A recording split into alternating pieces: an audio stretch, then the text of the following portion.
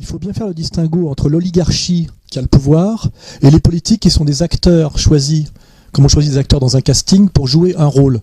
Et en fait, aujourd'hui, le rôle des politiques, c'est pour ça qu'il ne faut pas être très cruel avec eux, ils sont plus grotesques que méchants, c'est de faire le tampon entre le peuple et l'oligarchie, pour justifier par des mensonges de plus en plus éhontés et intenables des politiques qui sont anti-populaires, antisociales et même anti-croissance à la fin, et qui sont uniquement l'intérêt de l'oligarchie et dans le désintérêt et dans le désintérêt total des peuples. Hein, Donc effectivement, aujourd'hui, les politiques sont des menteurs professionnels, obligés de faire les pieds au mur et des singeries effectivement grotesques, mais qui ne sont pas pour eux.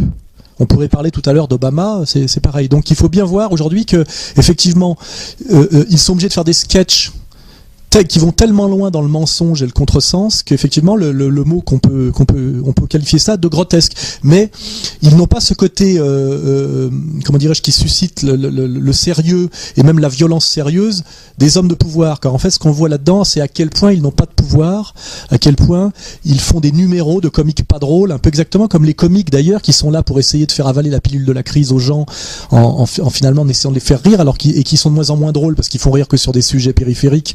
Parce que si vous voulez faire rire sur des sujets sérieux comme Dieudonné, ça, effectivement, là, on leur enlèverait le micro. Donc, effectivement, on a cette espèce de monde aujourd'hui qui s'appelle le spectacle, que Debord avait bien théorisé. Effectivement, qui font des espèces de sketchs d'animation, comme des animateurs de Club Med, mais alors que sous la pluie, sous les bombes, et qu'il y a un côté dérisoire, grotesque, et qu'on ne sait pas si on doit en rire ou en pleurer.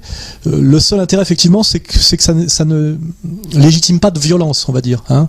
Je veux dire, même le pauvre Sarkozy transpire à grosses gouttes pour essayer à un moment donné, effectivement, de faire la jonction entre le peuple et entre la souffrance du peuple et le mensonge oligarchique. Et je crois même que ça va devenir, c'est assez difficile pour lui. Vous voyez, on a un peu pitié. Bon, il est payé pour ça, évidemment, mais c'est comme un très bon acteur, obligé pour payer ses impôts ou la toiture de son château, de jouer dans un très mauvais film. Vous voyez, il fait de la peine. Vous voyez, voilà, c'est à peu près là qu'on en est. Hein, si je fais un décodage psychologique de ce pourquoi de cette sensation du grotesque.